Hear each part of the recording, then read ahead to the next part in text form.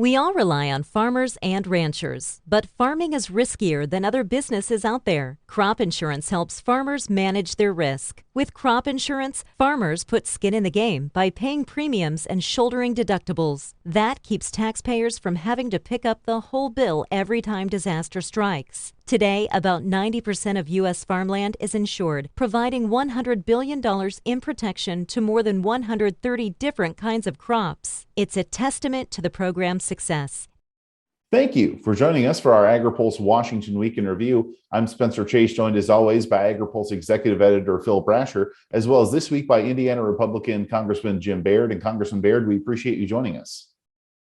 Well, thank you for having me. It's an exciting time in agriculture, and I'm very happy to be a part of it. So. Well, absolutely. And want to talk about some of those things that are happening in agriculture, particularly some things that happened in Washington relating to agriculture this week. And want to start with some comments from President Biden this week that kind of match and line up with comments that we've heard from Senate Ag Committee Chair Debbie Stabenow in relation to the Build Back Better spending package and some of the conservation spending therein. Both the president and the Ag Committee chair within the last week have mentioned the possibility of maybe splitting off that language from the rest of that Build Back Better spending package. Wonder, obviously, we're asking you to engage in a hypothetical here, but in the event that the Democratic leadership decides to pursue that type of an approach, your thoughts on whether on things you might like to see in there and whether or not that approach might gin up any kind of Republican support? Well, I am the thing that I see is important that we need to recognize that there's a lot of push for climate change and the idea that we need to capture carbon and so on. And I think agriculture can play a major role in that. I mean, with what plants can do to capture carbon. So the things that farmers and ranchers have been doing for years and conservation practices for years has contributed to the ability of agriculture to have a smaller footprint. And so I think we need to make sure that we continue that. And so I hope that we don't divert funds from the CCC or any other agency that doesn't take care of our opportunities to implement these conservation practices. Congressman, thanks again for being with us. Of course, the way the bill is now, it has about $80 billion in agriculture provisions, more than $20 billion in conservation program funding. Is more funding needed for those programs like EQIP, the Conservation Stewardship Program, and those programs that would get more money in this bill, and presumably what Democrats are looking at putting together? I think that's a very good and right on target question as well. And so I think the important thing is we need to start our process for the 2023 Farm Bill. We think, well, that's almost over a year away, almost 2 years away. And in reality, when you think about identifying what's working and what's not working in the current Farm Bill, and then develop solutions to that and getting the industry involved and the stakeholders involved, and with coming up with rational and reasonable solutions. So it's going to take that long. And the Farm Bill is so important to the agricultural community and the impact that agriculture has in the rural community, especially, that we need to make sure that we spend the time that's an appropriate amount of time to develop that 2023 Farm Bill. And so your question about the amount of funding, I think right now is the time to be assessing that and see what's happening with the current program.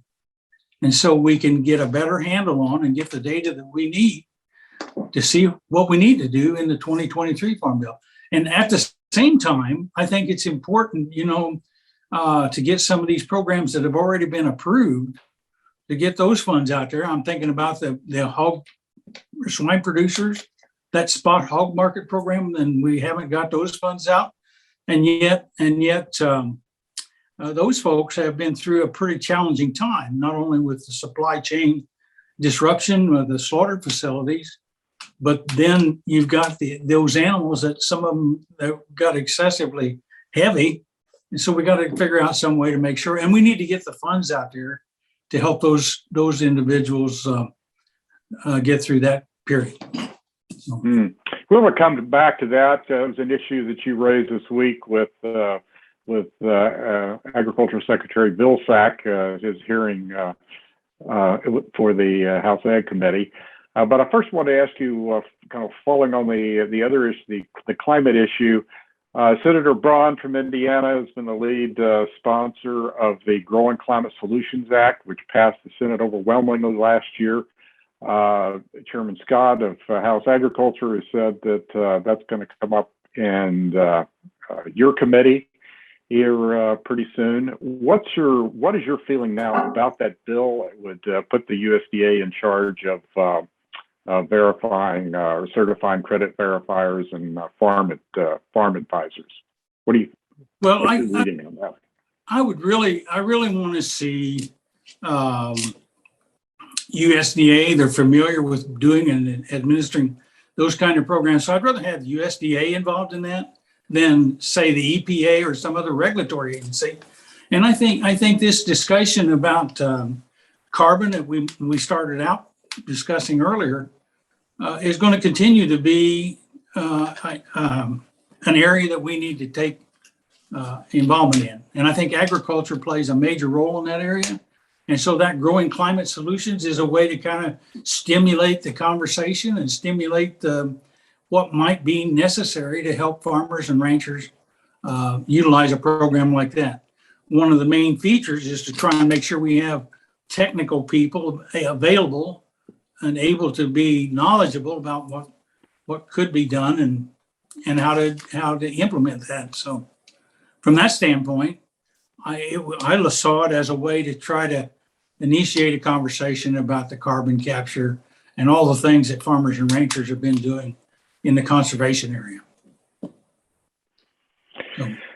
I mentioned the hearing this week with Secretary Vilsack. He talked a lot about holding China to account for failing to meet their phase one trade agreement pledges and not addressing several issues that they had promised to fix. Are you satisfied that the administration is moving quickly enough to and being tough enough on China? Well, I certainly think, I've been involved in the China task force and we've made an effort to make sure we uncover the things that China has done, including the coronavirus. And then they own a significant portion of our slaughter capacity for a lot of our livestock. So I think it's important that we do have a appropriate pushback. And so I hope the secretary is able to do that, because I think they should be accountable. They shouldn't have access to all of our food supply chain. And all the other thing that I'm aware of is that they have control of, say, about 85 or 90% of our API, active pharmaceutical ingredients. And so the more you let those things occur without any retribution is not healthy for our country and our economy. So I certainly hope the secretary has the ability to make sure that they pay their fair share. Congressman, I want to wrap up today talking about something that you discussed with Secretary Vilsack during the hearing yesterday. It's something you mentioned earlier in this program as well, and that being the assistance for hog producers that the Department of Agriculture is looking to get out the door. You mentioned to the secretary yesterday and kind of pressed him for an update, and you mentioned that you're hearing some concerns from producers about troubles accessing that program. And I was wondering if we could maybe put a finer point on those concerns that you're hearing. Is this an issue of perhaps staffing at the local level? Is this an issue of funding availability or maybe funding caps? I'm wondering what specifically producers are telling you about this program. The producers are telling me that those funds have been kind of waved in front of them for a certain period of time, and yet they can't ever seem to get the final product ready to go and get the money out to those producers. So they've endured all of that period of time, which started, way back. So my concern is that we need to get the program moving and get the funds out there. And as you heard the Secretary say yesterday, they're taking applications now, looking to get the funds out in midsummer. And so my concern is that that's a long time for those producers to have endured this pandemic and trying to survive and keep their operations going. So certainly a number of things on the agenda this week, from the Secretary's comments to the President's comments earlier this week, a number of things to watch. And Congressman, we appreciate you stopping by to chat with all of that just here for a little bit. I must tell you, it's an interesting time. I mean, there's so many different, as you just mentioned, there are so many challenges facing us. You got to prioritize which ones you're going to start with.